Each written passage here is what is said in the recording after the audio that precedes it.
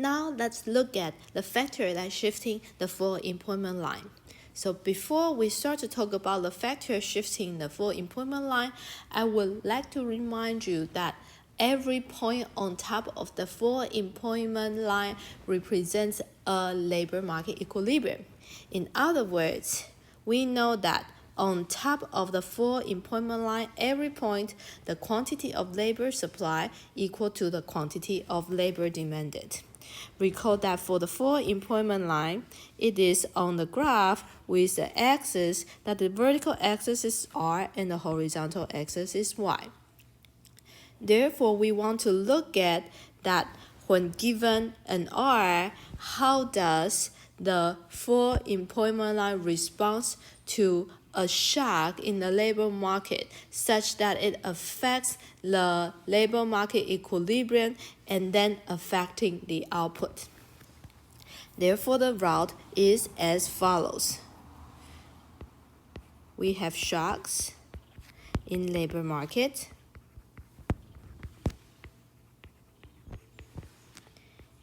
And then it will affect the quantity of labor supply, or it affects the labor supply curve and affects the labor demand curve. And then it will then affect the Y. Therefore, under this case, when we want to look at the factor that's shifting the full employment line, the underlying assumption is that we are given a R.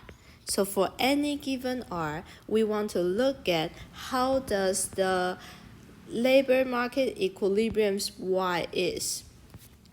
So then when we want to look at the factor that's shifting the full employment line, let's think about what will be the factor that affecting the labor demand curve. So from the classical view, so this is a recall,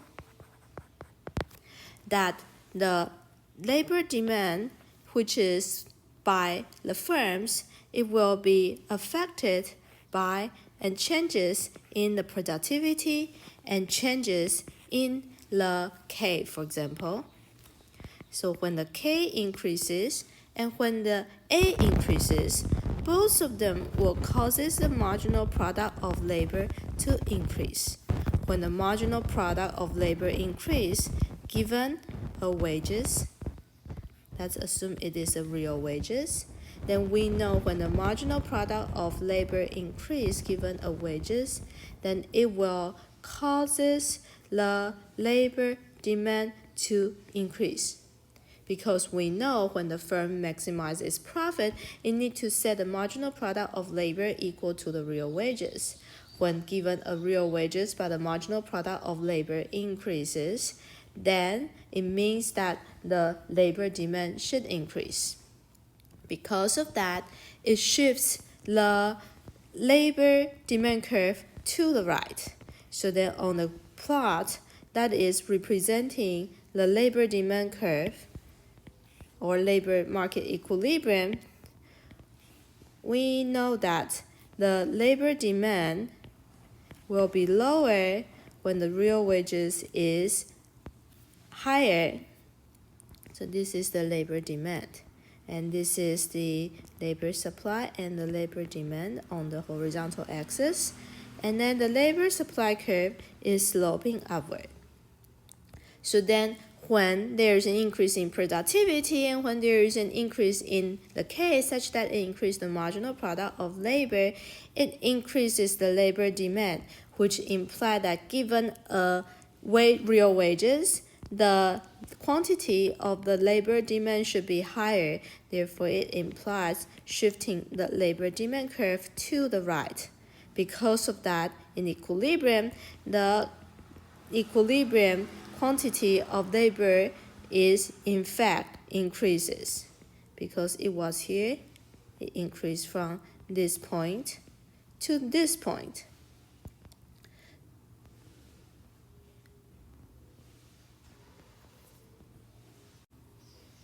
So this case implies that the full employment level is now higher. Therefore, it implies that the full employment output also need to be higher. Therefore, when we look at the full employment line, which tell us that the equilibrium of the labor markets relationship between R and Y, we know that given a same R as we noted in here, in fact, that these changes will causes an increase in the full employment output. Therefore, for all these cases, it will shift the full employment line to the right. In addition to the factor that affecting the labor demand and then affecting the labor market equilibrium, the factors affecting the labor supply will also affecting the labor market equilibrium. So what will be the factor that will affecting the labor supply? Recall from what we learned from our earlier class, we know that when there is an increase in the labor participation rate, when there is an increase in the working age population, when there is an increase in the wealth, and when there is a changes or an increase in the future expected wages, all of them will affecting the labor supply. So now let's look at each individual case to see how will that affect the labor market equilibrium. So when there is an increase in labor participation rate, it will causes the quantity of labor supply increase, holding all the other things being equal.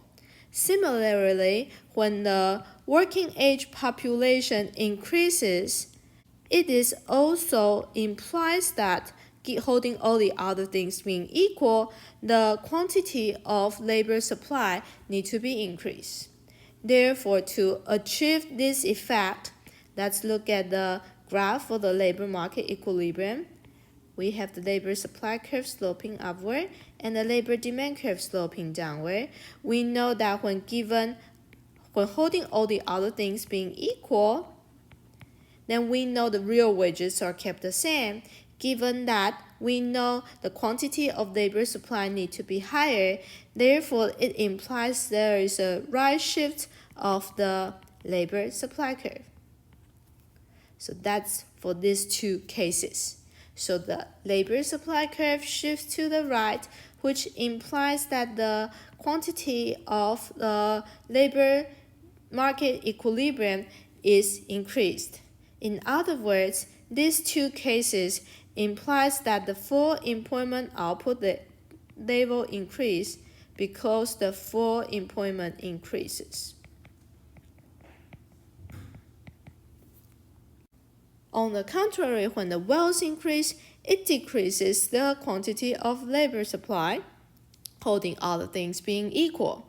Similarly, when the future wage increase, that is the expected wage increase, it will causes your current labor supply to decrease. That is because if you know from tomorrow onward, you are going to pay a wages of $1,000 per hour, but right now you are paid $100 per hour, your decision will be that you want to take a rest today and then start to work from tomorrow onward, because when you work today, you are going to get only $100 per hour, but when you work tomorrow, you are going to get $1,000 per hour.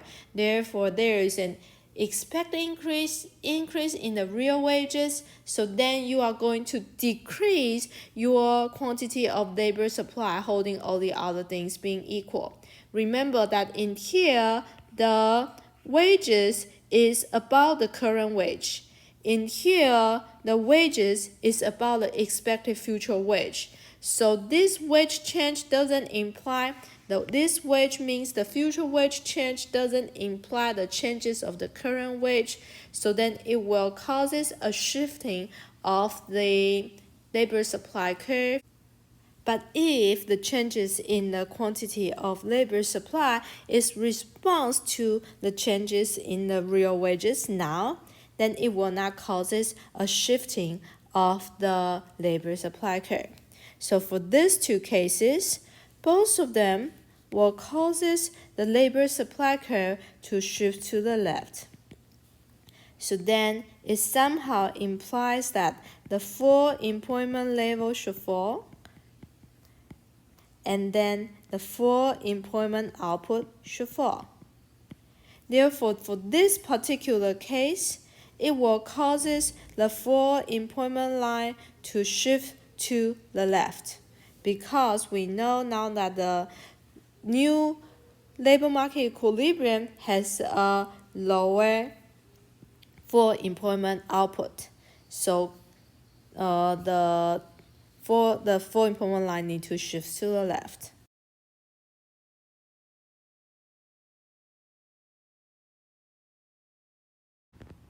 Now let's move on to talk about the factor shifting the S-curve. Again, I want you guys to recall what you learned before about the goods market equilibrium. We say that there are some factors that were affecting the saving decisions and some factors were affecting the investment decisions. And in here, we want to think about how does those factor change will affect the S-curve, which means that how will that affect the goods market equilibrium? Because when we draw the S-curve, we need to draw it on the plot that the vertical axis is R and the horizontal axis is Y. As we learned last time, the S-curve is a curve sloping downward, and every point on top of the S-curve represents the goods market equilibrium. Therefore, when there is shock to the goods market, it will affect the saving decisions and the investment decision, and then so it may affect the S-curve because the equilibrium point may change.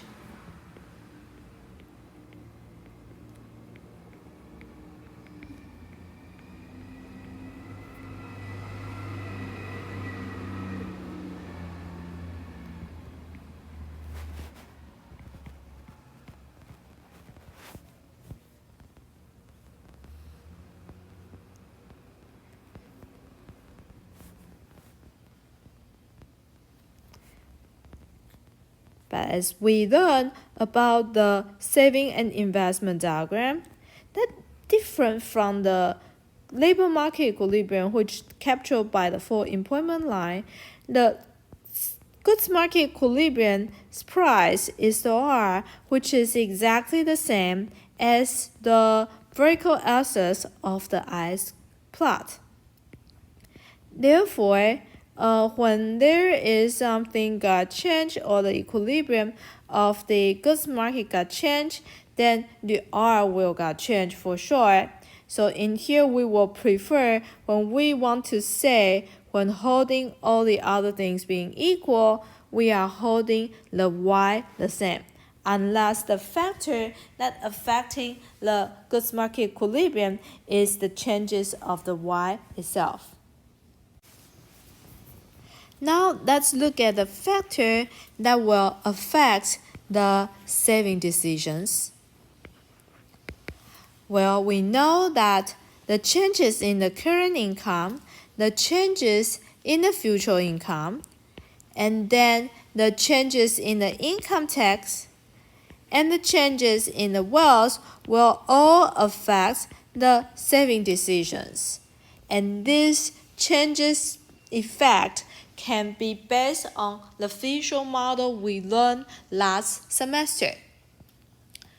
So when the current income increase, we know the present value of our lifetime resources is going to increase. And given that we have a tendency to smooth the consumption, we know we are going to save more. Therefore, when the current income increase, we know the saving should increase. So holding all the other things being equal, the saving curve need to shift to the right. How about an increase in the future income? Well, when the future income increase, we will think that, well, our present value of the lifetime resources should increase. Then it means that if we want to smooth the consumption, we know we want to consume not only more tomorrow, but we also want to consume more today. Therefore, it will causes the saving to fall because the current income remains the same, but you already decide to consume more, so the saving should decrease. How about the changes in the wealth? When people got richer, then that is the wealth increases due to that somehow one day when you wake up, you somehow knows that you inherited a diamond field. Then your present value of lifetime resources will also increase, but your current income remains the same. So given that you decide to consume more due to higher present value of the lifetime resources, so it implies that your savings should fall. How about the increase in the income tax? Well, in that case, it will be depends. It depends on whether or not Ricardian equivalence holds or not.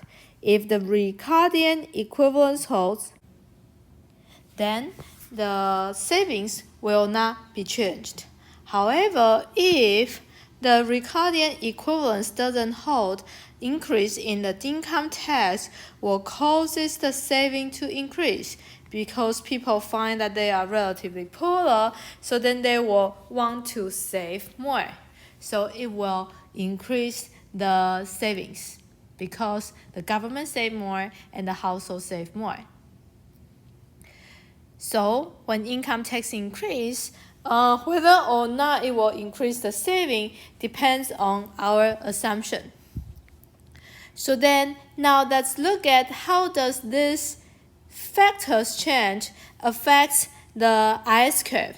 So to begin with, for the first case, when the current income increases, the saving increase. Therefore, in the saving and investment diagram, we will see that the horizontal axis will be the saving and investment, and the vertical axis will be the R. We know that the saving slopes upward and the investment slopes downwards. So then when saving increase, we know that holding all the other things being equal, the saving curve will shift to the right. In this case, it implies that when the Y increases, and then the saving should increases. And then it also causes the R to fall. So then does it imply that for a given Y, that when the R falls, it implies that the IS curve needs to shift to the left? Well, wait. It is not right because when the Y increases, which causes the saving to increase and then causes the R in equilibrium to fall, is the basic or the foundation that we derive the IS curve. Because the IS curve tells us what is the relationship between Y and R when the goods market is in equilibrium. So then when we derive the IS curve, we need to change the Y such that to see how does the R change. And so this relationship already been captured by the IS curve. In other words, because the relationship has been captured by the IS curve, when the current income increase, it only causes the shifting along the curve, even though in the goods market equilibrium, it implies that the saving curve shifts to the right such that the equilibrium real interest rate falls. So this one tells us that the IS curve stays because this is the rule or the way we derive the IS curve. So then how about when the future income increase and which causes the saving to fall? How does it imply about the shifting of the IS curve? Let's draw the goods market equilibrium again in the diagram. Let's see what happens when the future income increases. the household will decide to save less. So then it implies that at given interest rate, the saving curve needs to shift to the left. When the saving curve shifts to the left, it somehow implies that the R should increase. So this one, the YF increase causes the saving to fall, and then it causes the R to increase. Given that this income is about future income, not current income, so that relationship is not captured by the IS curve. Because of that, we know that this result tells us that given the same Y, we are going to have the R to increase. Therefore, it implies that the IS curve needs to shift to the right. Because when the Y is the same but the R increase, it somehow implies that the IS curve needs to shift to the right. So this is about case number 2. So how about when the income tax increase? When the income tax increase, it implies that the saving should increase. Therefore, again, in the saving and investment diagram, we know that the saving curve is sloping upward and the investment curve is sloping downward. We know if the Ricardian equivalence hold, the saving will be the same, then it will not affect the goods market equilibrium, therefore the IS curve will stay. However, if the Ricardian equivalence doesn't hold, then the saving increases. When the saving increases, it means that given the same R, the saving curve needs to shift to the right. So this one is the tax increase. And then we say the equivalence, Ricardian equivalence now holds. Then it will causes the saving to increase, which will then end up to have a R that is lower. So in other words, it tells us that given the same level of the income, somehow the R falls. Because of that, it implies that the IS curve needs to shift to the left. Because when the IS curve shifts to the left, then it is telling us that given the same Y, the R is lower. So this is case number 3. How about for case number 4? When the wealth increase, implies that the savings should fall. When the savings falls, then it will implies that the saving curve shifts to the left, the R increases. So the result implies that when the Y is the same, the R will be higher. Therefore, it implies that the IS curve needs to shift to the right. Therefore, case number 2 has the same graph as case number 4. So this is about the factor that will affect the savings and how will that affect the IS curve. Now let's look at the factor that is affecting the investments. What we know is that when the firms are making the decision about how much capital they want to keep, they are in fact trading off the marginal product of the capital versus the cost, the user cost of the capital. In here, we want to emphasize that this MPK is about the future MPK, because when the future MPK will increase, then the firm would like to invest more such that they are going to be able to use more capital in the future. But if it is about the changes in the MPK, in fact, it will not affect the decision for investment unless the changes in the current MPK will last to the future dates. Because by nowadays, when the MPK increases, even though we prefer to increase our investment, in general, we assume that the investment is for future use rather than for current use. Therefore, in here, the discussion about the MPK is about future MPK, not current NPK. Given that we assume that the marginal product of capital slopes downward because when K is higher, then the marginal product of the capital will be lower. On the other hand, the user cost of the capital can be a straight line because when it can be the interest rate, which can be the opportunity cost of using the capital plus the depreciation rate. Therefore, any factor that affecting the marginal product of the capital, which include the changes in the A or L, the A is the production efficiency, both of them will causes the changes in the NPK. So when the NPK is higher, due to higher A or higher L, then we know that the firm wants to have a higher K. When the firm wants to have a higher K, we know that the firm wants to have a higher investment. Because it is about the relationship given the R, therefore this increase in I will imply that in the saving investment diagram, the vertical axis is R, horizontal axis is saving and investment. We know saving curve sloping upward and the investment curve sloping downward. Then we know given the same R, the I increase, so it implies that the investment curve somehow shifts to the right. So then when the investment curve shifts to the right, we know that the R should increase.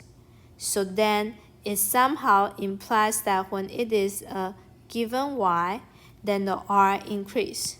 So when given Y, the R increases, it tells us that the IS curve need to shift to the, let's see. So let's draw the IS curve. And then this is the R, this is Y. So the IS curve slopes downward. Then when given a Y, the R is higher, we know that the IS curve need to shift to the right. On the other hand, if the government increases the tax on capital, then it implies that the user cost will increase. So then when the user cost of capital increase, then it will causes the investment to fall, because in the diagram of the relationship between the NPK and how the firm make decision about the optimal level of the K, we know that when the NPK is sloping downward and the user cost is a fixed number, if the government increase the capital tax, it causes the user cost to increase. So then the economy will end up to have a lower K. So when the K lower, it implies that the firm want to invest less. So then it implies that given the R, the investment is lower, therefore it implies the left shifts of the investment curve on the saving and investment diagram. Then because of that, we know that the economy will end up to have a lower R. So then again, for this case, it is given the same Y. Therefore, we know that given the same Y, the R need to fall, so it implies that the IS curve shifts to the left. So now let me draw the IS curve again. This is the R, this is the Y, and we know that for the IS curve, when we somehow turn out to have a lower R given the same Y, then somehow it implies that the IS curve shifts to the left. So to wrap up what we have been talking about regarding the factor that's shifting the IS curve, we know that when the factor that causes an increase in the saving or a decrease in the investment, both of them will cause the R to fall. For that case, because it is given the same y, therefore it will imply of the shifting of the IS curve to the left. However, there is one particular note that we need to remind you that when the y increases, which causes the increase in the savings, and then it somehow implies that the R shall fall. For this case, it is how we derive the IS curve. So we use this to derive the IS curve. Because of that, when y increases, which causes the saving increase and causes the R to fall, for that case, the IS curve stays. So this is the reminder for you guys. So now we would like to go through a interesting exercise to think about when the government expenditure increases, how will that affect the IS curve or affects the goods market equilibrium?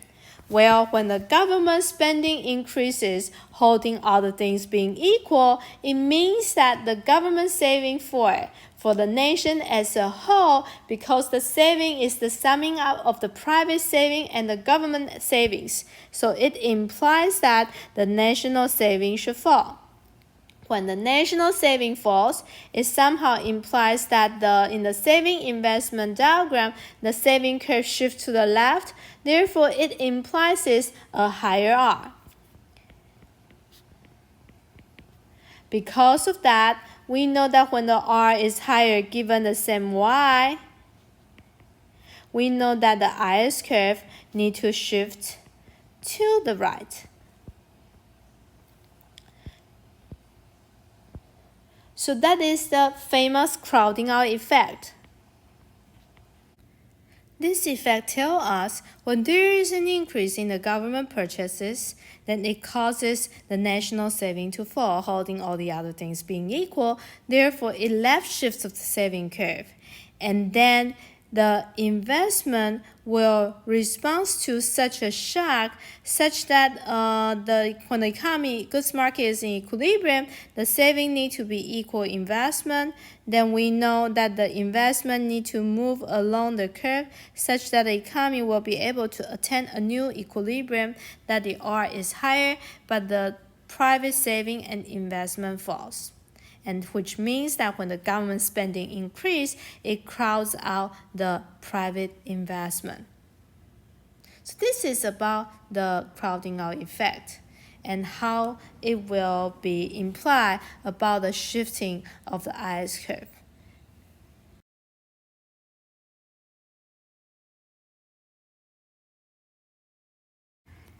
Now let's look at the factor shifting the LM curve. Again, please remember that every point on top of the LM curve represents a money market equilibrium. Therefore, whatever factor that is affecting the money market equilibrium, which includes the shock that affecting the changes in the nominal money supply and the price, and also the real money demand, will all affect the money market equilibrium. Because of that, we want to look at the factor that will affecting the money supply, the factor that will affecting the price, and also the factor that will affecting the real money demand, to see how does the shock on those factors affecting the money market equilibrium, such that showing us how does the LM curve shifts. So before we go through those, let's recall that the LM curve is a curve sloping upward. The vertical axis is R and the horizontal axis is Y. So this curve captures the relationship of R and Y when the money market is in equilibrium. So then when the quantity of money supply increase, for example, that the central bank decide to print a lot of money, then what will happen is that the money market equilibrium will be affected by that the real money supply will somehow be increased, because that by the time the money supply increase and before the price adjusts, then the real money supply should increase. And then we know that the real money demand in fact is a curve sloping downward, because when the R is higher, people would like to hold less of the money because the R represents the return of the non-monetary assets.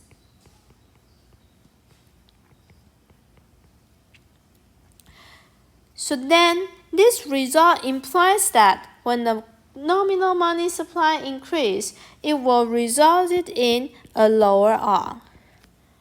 And then so given that the Y is fixed, we are going to get that the LM curve will shift to the right.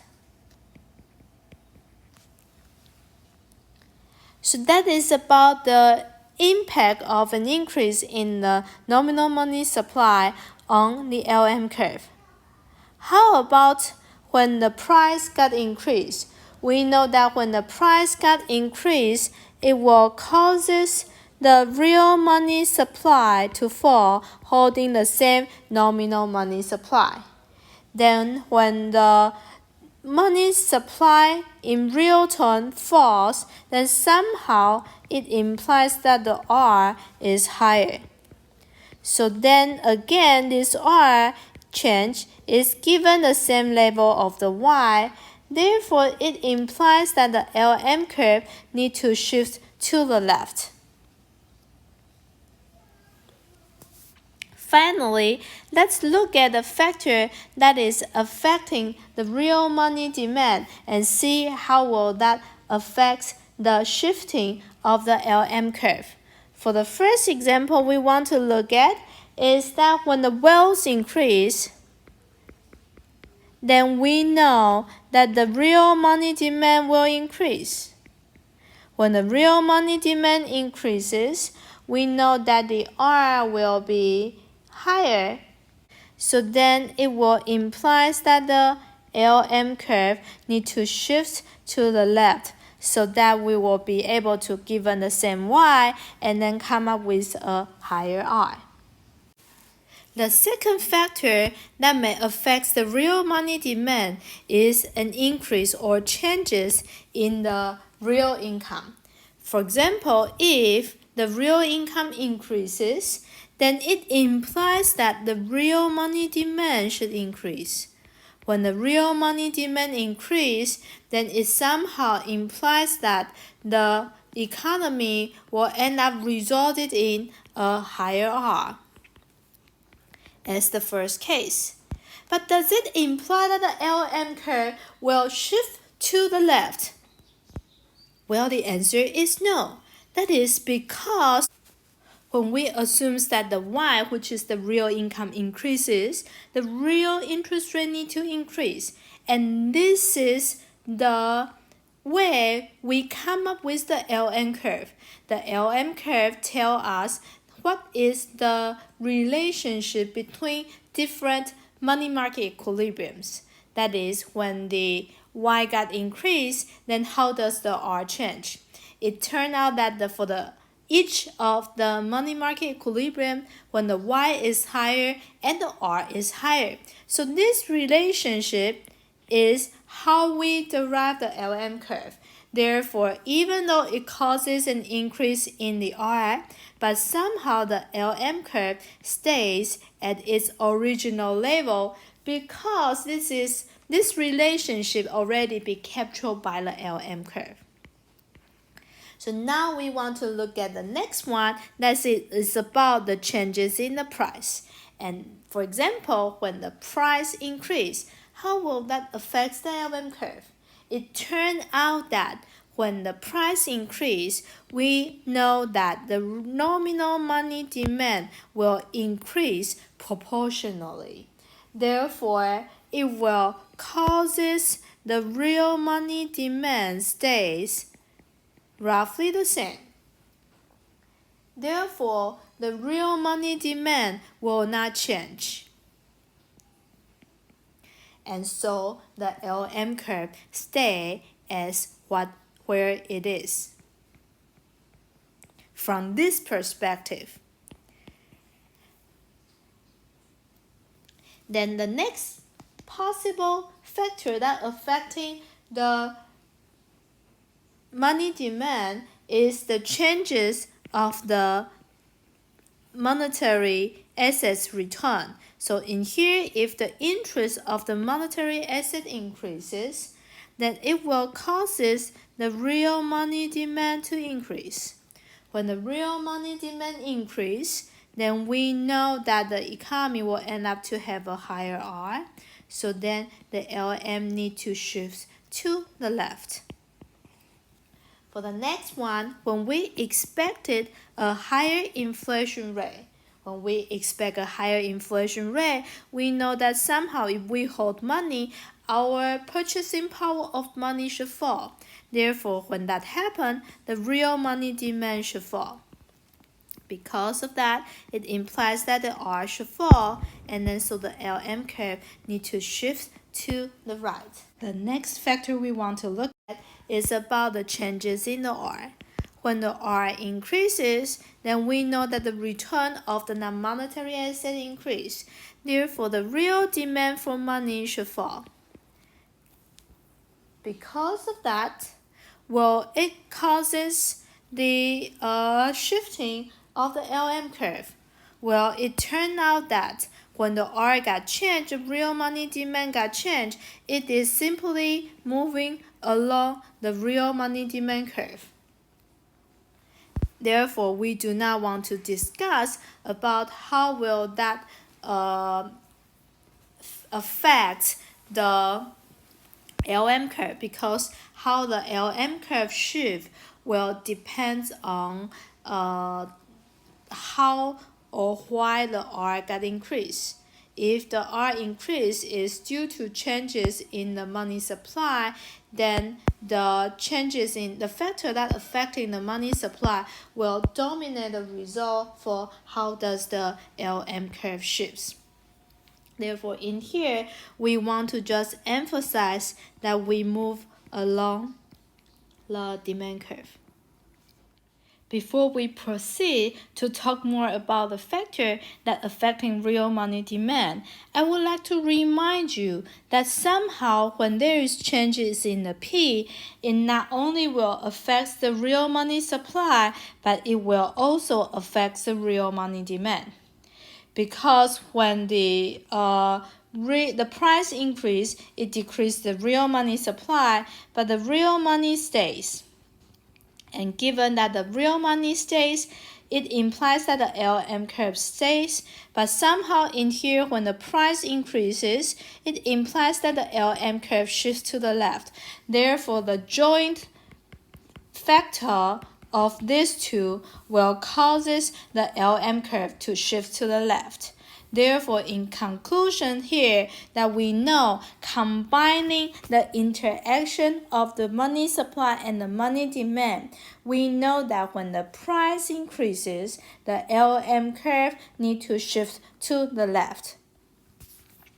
So that's a reminder for the interaction of the money market, that when we talk about the P, it will not only affect the supply, but also affecting the demand. Therefore, we need to combine those two effects and examine how will that affect the money market equilibrium, and then come up with the conclusion about how does the LM curve shifts. So then the next three more factors we want to talk about related to the factor affecting the real money demand is about the risk for holding money. when the risk for holding money increases, then of course people want to hold less money. Then because of that, the real money demand curve will shift to the left and then resulted in a lower R. And then so the LM curve need to shift to the right. The next factor that will affecting our decision about the real money demand is about the liquidity of the other assets. If the liquidity of other asset increases, then of course we will prefer to hold less of the money because people knows that when they hold the other assets, they can easily liquidate it and then get the cash back, so then they can keep their wealth in the non-monetary assets to enjoy a higher return. Therefore, when the liquidity of the other asset increase, it will also causes a fall in the real money demand. Then because of that, it will also lower the R and then causes the LM curve shifts to the right. Finally, the last factor we want to look at is the effectiveness of the payment system. If the effectiveness of the payment system it got increased, for example, more ATM machines around, or when the people can use credit card more often, which is implying that the payment system got improved, then it also causes the real money demand to fall, and then so it also implies a lower R such that the LM curve need to shift to the right.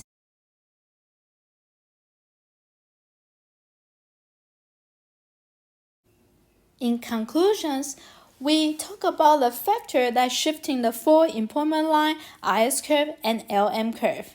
In general, when we are thinking about the factor that's shifting all those curves, we need to have a picture in mind about how when the factors got changed or when there is the shock, how will that affect the labor market equilibrium when we want to look at the shifting of the full employment line? How will that affect the goods market equilibrium if we want to look at the shifting of the IS curve? And how will that affect the money market equilibrium if we want to look at the shifting of the LM curve? Then it turned out that when we are talking about the full employment line, given that the R is not at all related to the labor market equilibrium, therefore, when we are looking at how does the full employment line shifts, we always look at how does the new labor market equilibrium affects the full employment level, thus affecting the full employment output. If the labor market equilibrium turn out to have higher labor in clearing quantity, then the full employment output will increase, then it will shift the full employment line to the right. If it causes a fall in the full employment level such that the full employment output falls, then it will left shift the full employment line. Then we move on to talk about the factors shifting the IS curve. So basically, the general principle is that whatever factor that causes the saving curve to shift to the right or investment curve shift to the left, both of them will cause a fall in the R in equilibrium. For those cases, except due to changes in the Y, we always can think about when given a same Y, the R falls. So then it implies that the IS curve need to shift to the left. But if the changes in the savings is due to increase or changes in the output, then the IS curve need to stay because that's how we derive the IS curve. Same thing apply for the LM curve. We say that when we want to look at the factor that's shifting the LM curve, we also need to think about when there is a shock occur, how will that affect the money supply and the real money demand. It turned out that for the factor that causes the real money supply to increase, then it will associate with a fall in the LM curve. If it is associated with a decrease in the real money supply, which causes an increase in the R, it will cause a left shift of the LM curve. An important note for the discussion related to the factor shifting the LM curve. We know that when there is a changes in the price, it will both affect the real money supply and the real money demand. We assume that when the price increase, the nominal money supply is kept the same. So when the price increases, it implies that the real money supply should fall, such that it implies that the LM curve needs to shift to the left.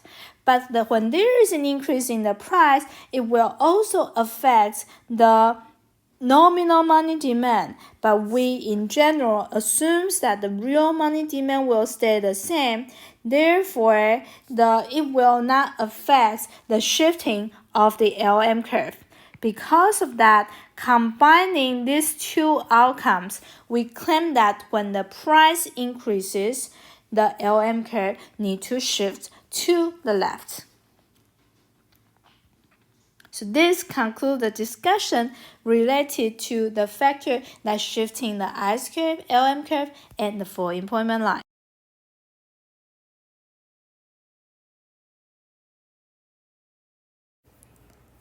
After talking about the factors shifting the full employment line, IS curve, and LM curve, we want to move on to talk about the IS-LM equilibrium.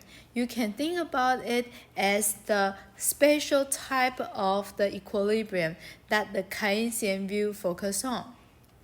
So before we start, we want to define what is equilibrium. So equilibrium is a condition in which all acting influences are cancelled by others, therefore resulting in a stable, balanced, or unchanged system. So it is in equilibrium. So for example, if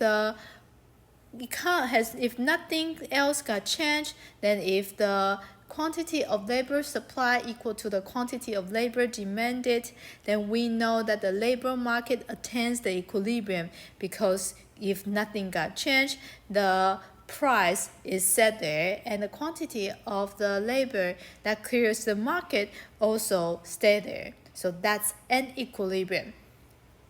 So then, contrast to the concept of equilibrium, or in addition to the concept of equilibrium, we want to further define what is general equilibrium. So when it is about general equilibrium, it is a macro concept of equilibrium. That is, when the economy is in general equilibrium, we claim that all the markets are in equilibrium. That is, if our model has only goods market, labor market, and money market, then all the market, which includes the goods market, labor market, and money market, all need to be in equilibrium. That is, the quantity of labor supply need to be equal to the quantity of labor demanded. Quantity of the savings need to be equal to the quantity of investment. And finally, the real money supply need to be equal to the real money demand. Then this economy, which has only goods market, labor market, and money market, all attains the equilibrium. So we call it the general equilibrium. Then next, we want to define what is partial equilibrium. So it is also a macro concept, but this partial equilibrium is contracting the concept of general equilibrium. When an economy is at partial equilibrium, we believe that not all market, but some market are in equilibrium. That is, we allow some market to be off the equilibrium. So then, based on the definition of the equilibrium, then we want to think about what are the concept of equilibrium under the classical view versus the Keynesian view.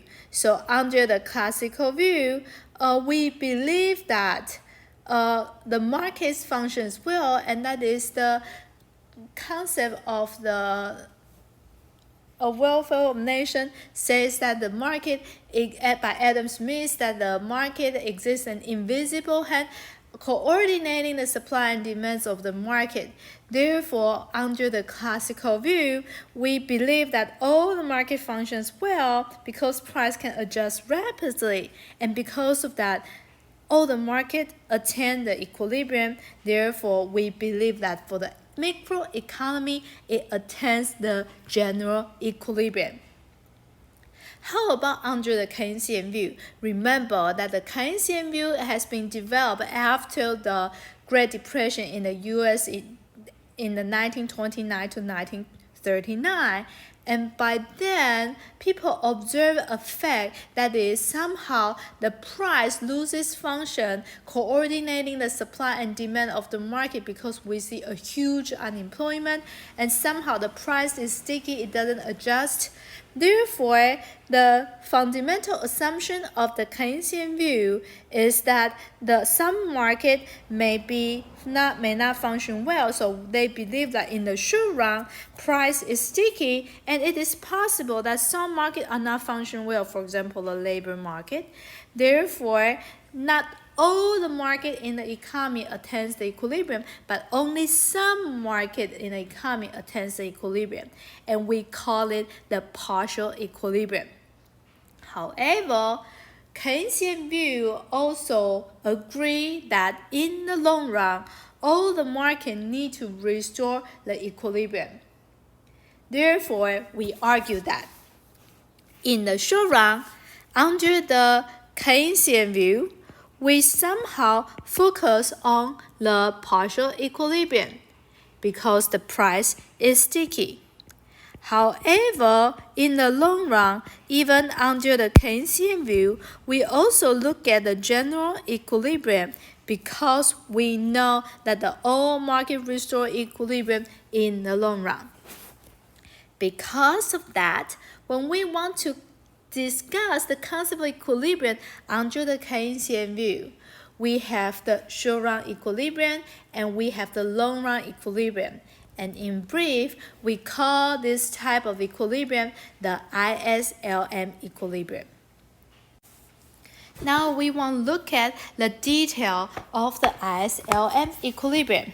So given that the ISLM equilibrium is the equilibrium concept under the Keynesian view, and we know that in the short run, the Keynesian view of equilibrium allows partial equilibrium, and in the long run, that it also believes that the economy will attain the general equilibrium.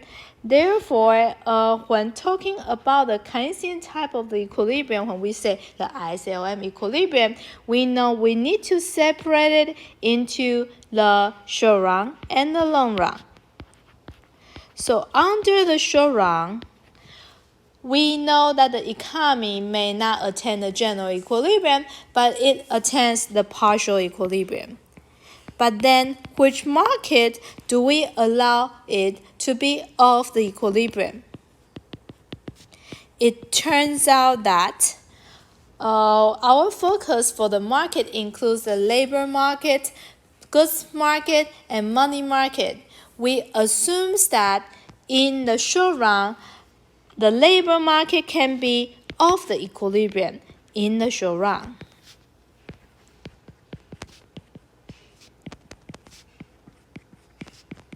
So that's about the short-run ISLM equilibrium.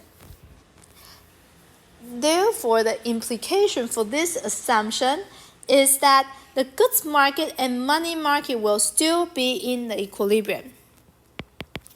So remember that the goods market is in equilibrium and the money market is also in equilibrium.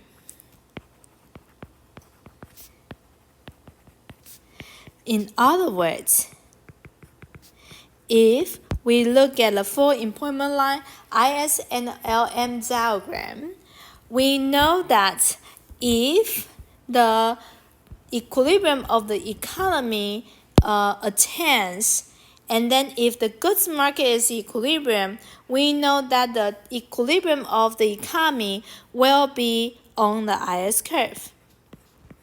Similarly, it can also need to be on the LM curve. But given that In the short run, we allow the labor market to be off the equilibrium. Therefore, it is possible that it is not on full employment line. And that is why we call this type of equilibrium the ISLM equilibrium. Because in the short run, we only focus on the equilibrium of the goods market and money market. And we know that on the Keynesian type of analysis, we always draw the equilibrium of the economy on the plot such that the vertical axis is R, the horizontal axis is Y. We know that the IS curve slopes downward and the LM curve slopes upward. And we also know that the full employment line is a vertical line. When the economy is in partial equilibrium in the short run, our focus for the equilibrium analysis can be only on the IS curve and LM curve. So to find out the equilibrium of the economy, we find the intersection of the IS curve and LM curve only, and then identify the relative R and the relative Y. However, in the long run, we know that the economy has to be on the general equilibrium. Therefore, all the markets need to be in equilibrium. Therefore, it implies that the economy not only have the goods market in equilibrium, we also have the money market in equilibrium. In addition to those two conditions indicated under the short run, we also need the labor market need to be in equilibrium.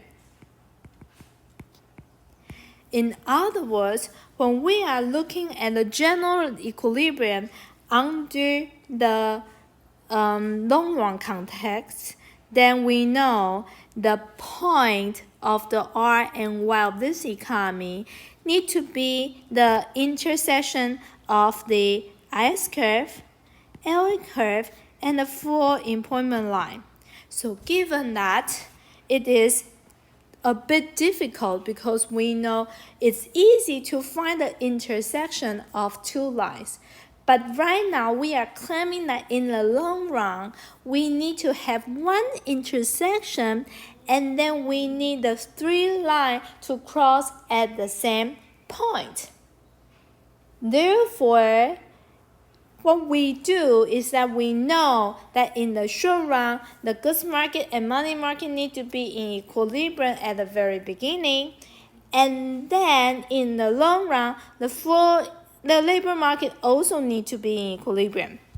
Therefore, to determine the ISLM type of the equilibrium, there are a couple steps. The first step is that we look at the intersection of the IS curve and LM curve, and then we come up with the short run results.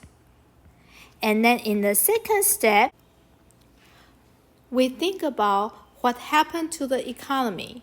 In the short run, the goods market and the money market is in equilibrium.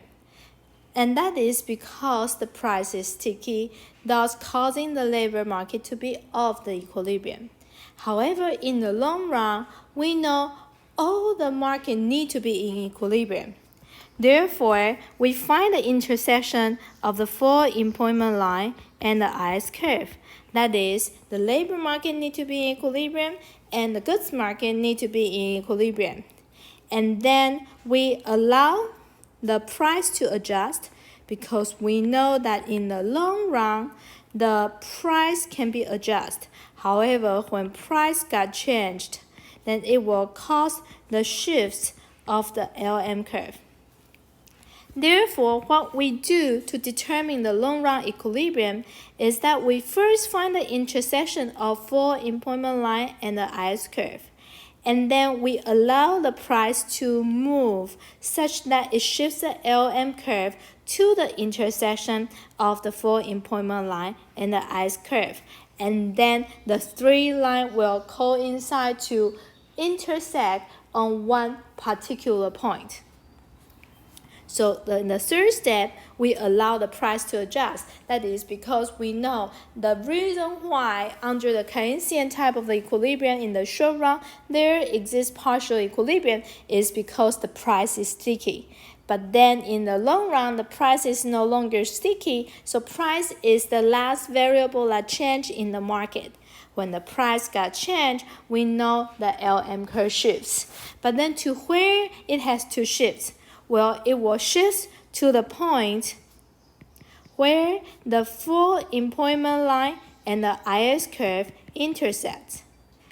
Then we will know that all the market will be in equilibrium under this case.